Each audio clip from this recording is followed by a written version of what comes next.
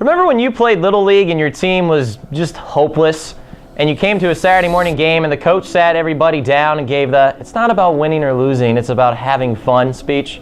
Well, that's probably the same exact speech the Reds and Phillies got before taking the field on opening day in Cincinnati, as both teams finished last in their division last year. Here's Ollie Snyder-Jans. That's a great name for golf. He doesn't even need a hat, the name's so good. And he's 12 under at this point and dime stopping. We're live here at Herniman Stadium, where in just about 24 hours, Scott Donaldson will take the field for the first time as head coach of the Student Princes. Tiger Woods has battled with a series of injuries and hasn't won a PGA Tour event since 2011. The next time we will see him won't be on the golf course, it will be in court on July 5th. Top of the ninth, J.J. Hoover on the mound. He's had his issues, but Tyler Holt says, "I got you, bro!" They're on the field for less than a minute of actual game time, yet but when those final seconds tick off the clock, they're either regarded as the hero or the villain. But just how difficult is kicking? We bring in special teams coach, Coach Jacobson. Tell me, is kicking easy or hard? Very difficult. Gabby Douglas is... Awesome. Amazing. You think I'm capable of making a kick? 0% chance you can make an extra point. Right behind us is also one of the favorite rides for everybody, is the Millennium Force. I gotta ask you, do you ride the Millennium Force much? Yeah, I'm not much of a coaster rider anymore. This is an extra point? Yeah. That's an awful long way away for an extra point. Grew up watching around the horn, so I kind of want to know what it's like when those cameras go off, though. Does the banter continue? It often does. Oh, that's not even close. The move everybody is talking about this offseason after blowing a 3-1 lead in the Western Conference Finals and the Warriors blowing a 3-1 lead in the finals, Kevin Durant is now officially a Golden State Warrior.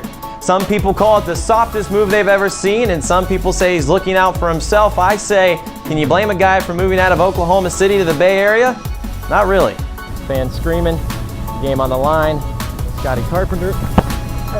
Setting up a chip shot field goal to force overtime. All of Columbus holding their breath. Oh, and exhaling as Tyler Durbin knocks it through the uprights. Ladies and gentlemen, welcome to the 2017 Buckeye Classic. Since my mother taught me to believe in myself, I'm gonna try a back tuck.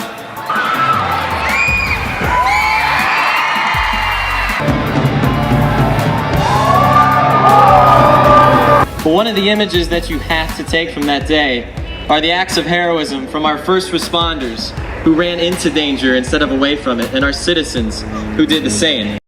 For a lot of us, spilled coffee or burnt toast in the morning can ruin our day.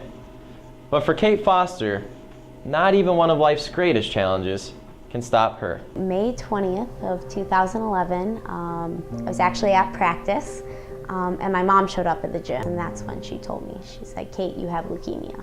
It didn't quite register at first, and then she said, "You have cancer." Kate was taken to Children's Hospital, where doctors had a room waiting for her so they could immediately begin treatment. But on the forefront of Kate's mind was always her family, friends, and teammates. The chemo and the other things, I mean, I can deal with those, but being away was something that, I mean, I couldn't change. I couldn't do anything about that. During this battle, you were told that you were going to lose your left leg. What immediately came through your head when you heard that? I said, "You're not doing that. I need my leg for gymnastics." And I think in my head, I knew it was gonna happen. I knew we had to, but at the same time, I was like, you can't take away a part of me. Kate would undergo surgery for the amputation of her left leg.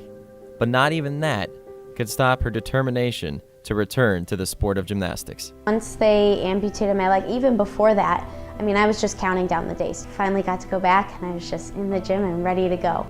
Kate's return wasn't easy. She had to relearn the sport using her prosthetic leg.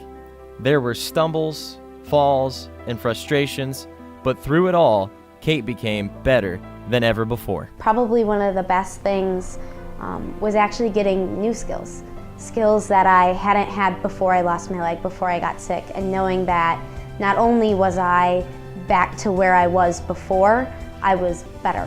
At any point did you think, you know what, I'm throwing in the towel? Absolutely not. That's not the way I think. I just can't ever imagine saying, you know what, I give up. It's just not how I do things. When Kate takes the floor at one of the region's best events, she will be competing at level 7. But she already has one of the greatest victories under her belt. I am cancer-free. 4 years in remission. You're incredible, you know that? Thank you. Even as Kate is ending her high school career, she told me that she has no plans to stop competing in gymnastics. For WHEI TV 10, I'm Scott Carpenter.